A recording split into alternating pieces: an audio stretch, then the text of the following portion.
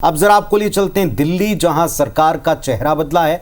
यहां पे अब आतिशी सरकार है, या इसका एक और नया नाम आज ही से पड़ा है, खड़ाऊ राज। बिल्कुल, जैसे राम के 14 साल के वनवास के दौरान भरत ने उनकी खड़ाऊ रखकर शासन चलाया, अब दिल्ली में बनी आतिशी सरकार भी उसी राह पर चलने का फैसला ले चुकी है। जाहिर है इस कदम से सियासी गहमा गहमी बढ़ी हुई है। बीजेपी का कहना है कि इस हरकत से आतिशी ने दिल्ली के मुख्यमंत्री पद की गरिमा के साथ ही दिल्ली की जनता की भावनाओं को ठेस पहुंचाई है। भाजपा ने तो इसे चापलूसी तक करार दे दिया है। रिपोर्ट देखिए।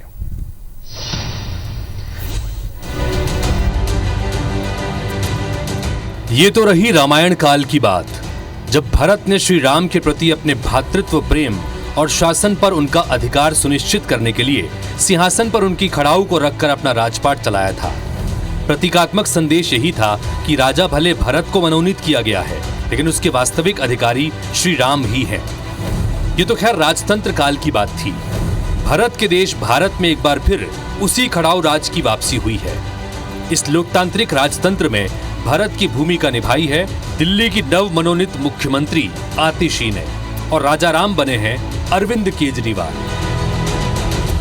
ये दो तस्वीरें इस बात की गवाही देती हैं कि शासन व्यवस्था भले ही लोकतांत्रिक हो, लेकिन राजनीति का मिजाज अब भी राजतांत्रिक ही है।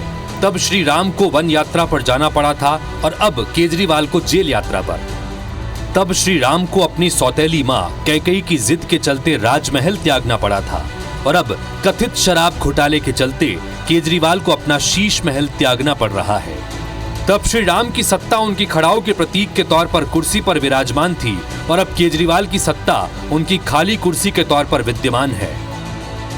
मैंने दिल्ली के मुख्यमंत्री का कार्यभार संभाला है, जिम्मेदारी संभाली है। आज मेरे मन की वही व्यथा है जो भरत जी की थी, जब भगवान श्री राम 14 वर्ष के लिए अयोध्या से वनवास पे गए और भरत जी को अयोध्या का शासन संभालना पड़ा। जिस तरह भरत जी ने 14 साल तक भगवान श्री राम की खड़ाऊ रखकर अयोध्या का शासन संभाला, उसी तरह से आने वाले 4 महीने के लिए मैं दिल्ली सरकार चलाऊंगी। आतिशी भले ही खुद को भरत साबित कर रही हों, लेकिन विरोधी उनके राम पर सवाल खड़े करने से चूक नहीं रहे। कोई इसे नौटंकी बता रहा है तो कोई मजबूरी।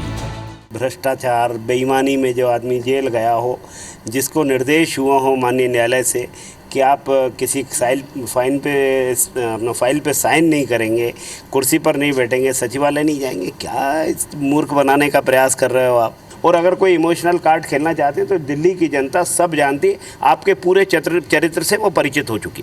लोग संविधान का और प्रजातंत्र का एक मखौल उड़ाना है।